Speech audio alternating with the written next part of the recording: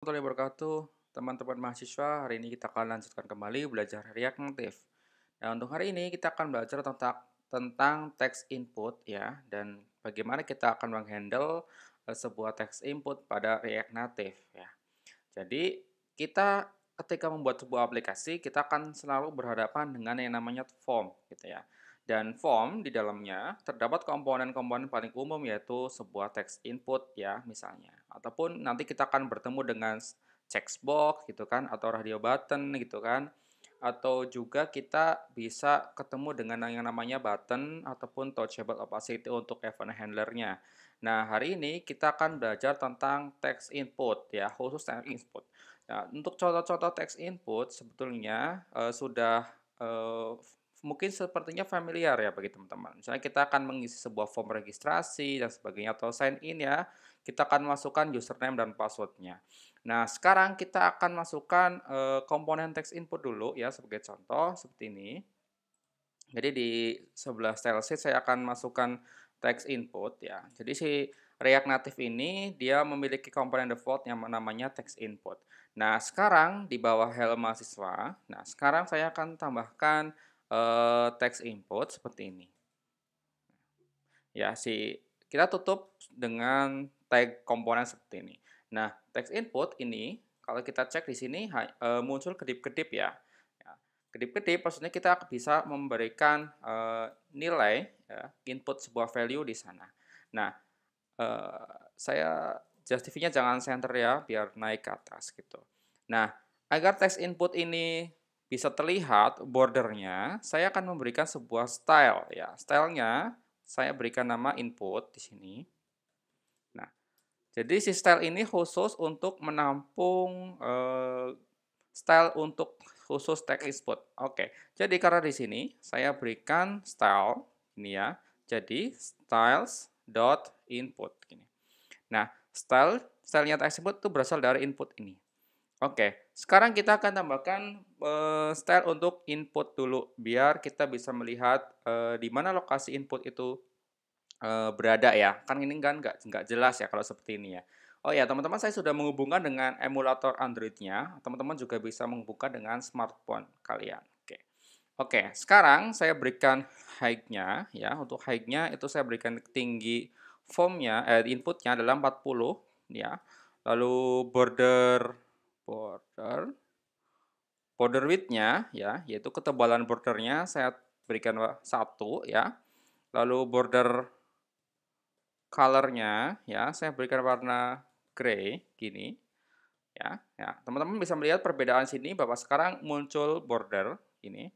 Nah, setelah border color saya berikan border border radius ya, biar ada lengkungan ya di rounded-nya. Lalu saya berikan padding sebesar 10 biar ada space-nya. Lalu saya berikan margin vertikal ya, maksudnya ada space di antara atas dan bawah, top and bottom itu sebesar 5. Gini. Oke. Nah, sekarang teman-teman sudah bisa melihat bahwa saya sudah membuat text input sekarang itu bentuknya rounded ya, dengan penggayaan stylenya seperti ini. Nah, teman-teman, kita di dalam ini, di text input nih, misalnya saya akan mengetikkan sebuah data gitu ya di sini ya. Nah, data tersebut bisa kita atur beberapa propertinya. Nah, si text input ini memiliki beberapa properti yang paling umum, ada banyak sekali, ada allow font scaling, ada auto capitalize gitu ya, ada auto complete, ada auto correct dan sebagainya. Ini banyak sekali bisa kita gunakan. Nah, sekarang saya akan mempraktekkan sedikit tentang penggunaan dari properti-properti yang ada di text input ini. Oke, sekarang misalnya saya tambahkan yang namanya placeholder. Placeholder. Kalau di Android Studio itu hint gitu ya. Saya berikan jumlah beli gitu. Nah, nanti di sini ada semacam petunjuk ya. Teman-teman misalnya kan kalau pengen menampilkan form pada pengguna, ini untuk apa sih? Oh ya, ini untuk pembelian. Oh, ini untuk jumlah beli. Berarti nanti kita disuruh masukin angka gitu di sini. Ya. Nah, secara default kalau keyboardnya itu akan muncul dari bawah ya. Tapi ini kan masih tag. Nah, Kan ini Pak, number Pak, jumlah pembelian kan number Pak, bagaimana cara ngerubahnya? Bisa, kita gunakan properti, yang namanya keyboard type. Ya, keyboard type, di sini keyboard type kita bisa diganti dengan numeric, ini, ya. Jadi teman-teman bisa ngelihat, banyak banget propertinya, contohnya sini saya menggunakan keyboard type ya, tadi ya, di sini keyboard type. Di sini ada numeric, ada email address, ada font pad, ada desimal dan sebagainya. Ya teman-teman nanti bisa pilih aja sesuai dengan kebutuhan kalian. Misalnya karena tadi saya membutuhkan number ya, ya saya pilih numeric. Kalau misalnya formnya adalah font gitu ya, suruh masukkan nomor HP, ya udah font pad gitu. Nah, oke, dalam latihan kita disuruh masukkan numeric. Oke, kalau kita klik di sini teman-teman. Nah, sekarang berbeda nih, yang muncul adalah number, bukan lagi teks gitu ya. Oke. Nah, sekarang kita akan menampung nilainya. Nah, menampung nilainya. Oke. Untuk melihat nilai, saya akan tampilkan dalam sebuah teks gitu ya. Misalnya nilai ini. Teks gitu ya. Nilai. Nah, sekarang kita pengen tahu nih nilainya berapa sih di sini. Kalau kita klik di sini sekarang ya, dia tidak akan masuk nih nilainya ke sini. Oke, bagaimana caranya agar kita bisa mengambil nilai dari inputan yang kita sudah siapkan? Oke, kita bisa menggunakan yang namanya state ya. Jadi kita eh, import dulu state-nya. State ya. Koma, kurung kurawal. Nah, ini use state. Ya. Nah, kita panggil use state-nya nih. Nah, di bawah app di sini sebelum return ini kita bisa jumlah misalnya ya, set jumlah. Kita setel default nilainya adalah 0 gitu ya. Jadi kita anggap bahwa pertama kali orang itu masukkan jumlah itu 0 gitu ya. Nah, sekarang jumlahnya kita bisa modifikasi nilainya karena nanti saya pengen di sini adalah nilai total, misalnya ini nilai total gitu ya. Total pembayaran gitu ya. Jadi secara skenarionya di aplikasi saya nanti di teks ini muncul nilai total pembayaran di mana harga defaultnya misalnya berapa, nanti orangnya beli berapa gitu ya. Jadi nanti di sini adalah jumlah beli kali harga gitu ya. Oke, sekarang kita akan setting harga defaultnya dulu ya. Jadi harga, lalu set harga gini. Lalu saya berikan use state, harganya misalnya Rp1.000 nih teman-teman. Jadi di bawah teks hello ya, saya tambahkan misalnya harga harga produk itu kita tampilkan harga ya, harga. Oke. Nah, sekarang di sini teman-teman bisa melihat harga produknya adalah Rp1.000 gitu ya.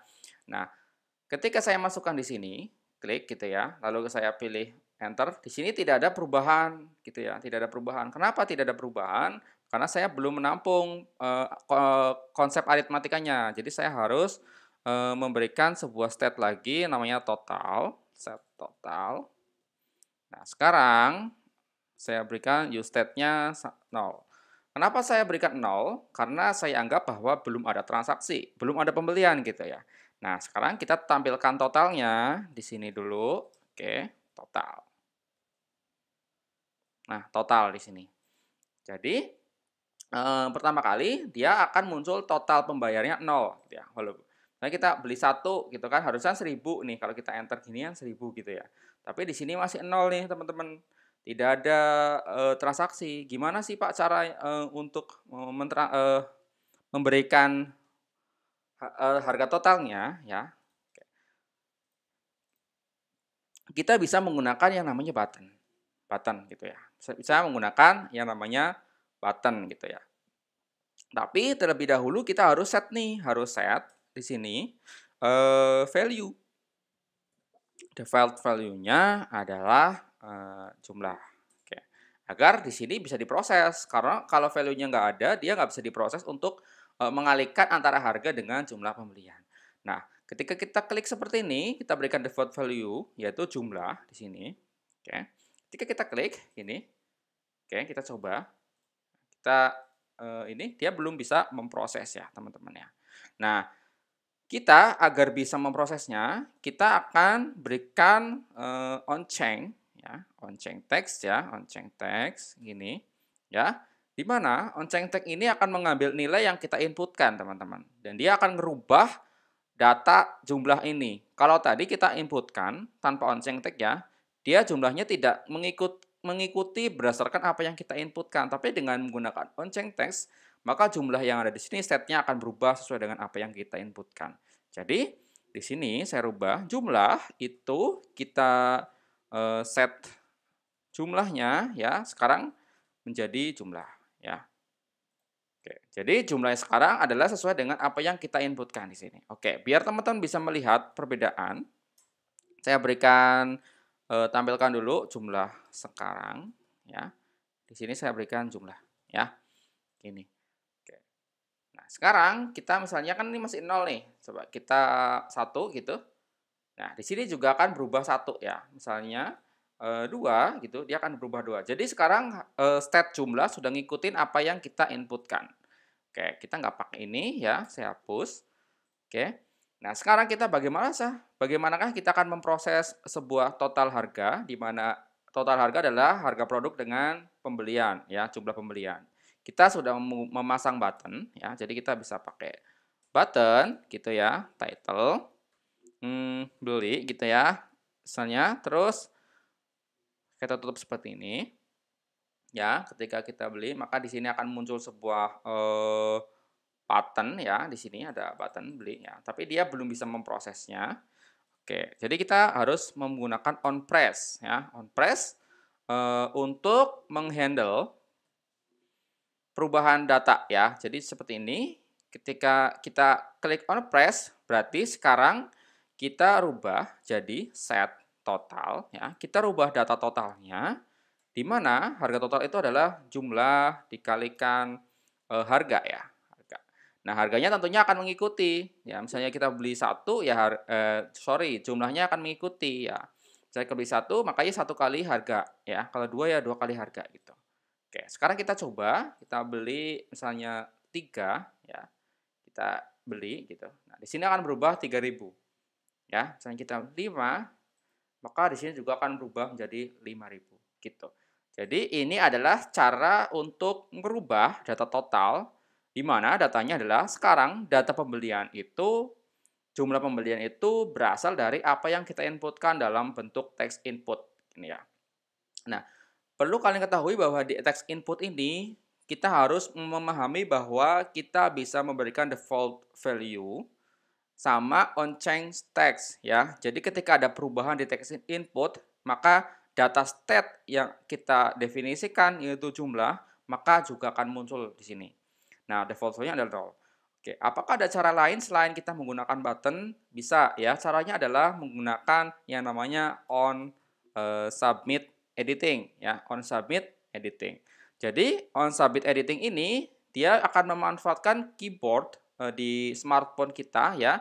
Teman-teman pasti melihat ada tombol enter ya, atau mungkin tanda cek ya, check mark gitu ya.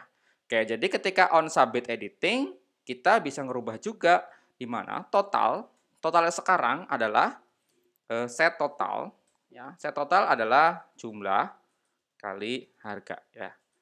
Kalau teman-teman lihat, fungsinya mirip dengan yang ada di sini. Cuman bedanya, dia akan merubah data total ini sekarang adalah dengan menggunakan set total, di mana jumlahnya adalah jumlah ini dikalikan harga yang ada di sini. Ya, harganya adalah 1.000. Oke, kita coba gunakan, jangan menggunakan button ya, teman-teman. Seperti ini saya komentarin untuk buttonnya. Saya push ya dulu ya. Untuk buttonnya saya nggak gunakan dulu. Oke, sekarang kita beli 5.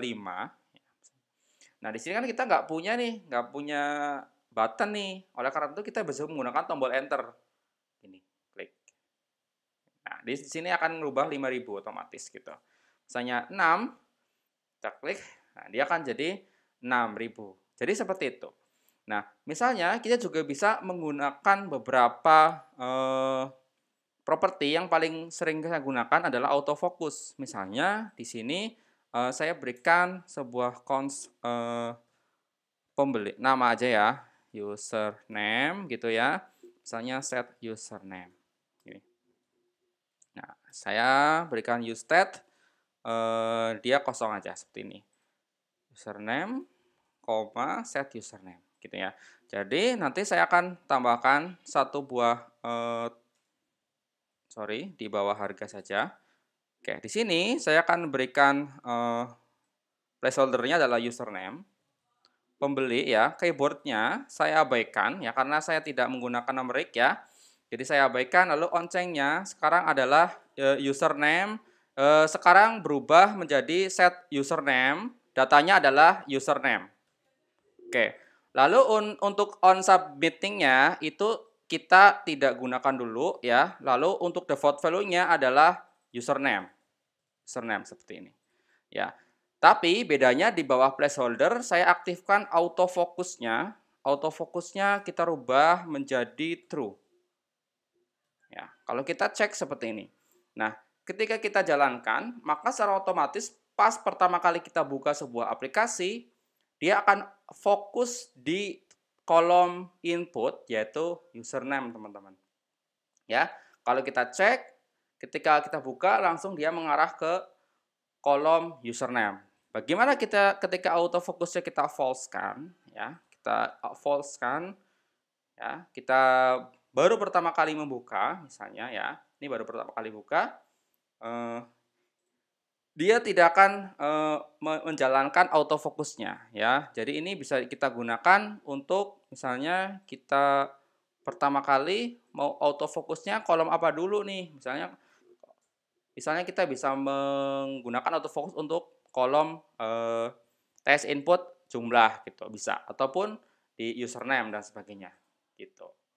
Jadi gitu ya teman-teman cara penggunaan text input lalu handle-nya dengan onceng tag ataupun on submit editing gitu ya di React Native gitu ya. Semoga teman-teman paham konsep text input di React Native baik itu tadi saya menggunakan on submit editing ataupun dengan menggunakan button. Oke, jika ada pertanyaan silakan komentar di video ini ya, teman-teman ya. Kalau bingung silakan kita diskusikan. Saya rasa cukup untuk materi teks input ini ya, teman-teman. Sampai jumpa di tutorial React Native berikutnya. Terima kasih.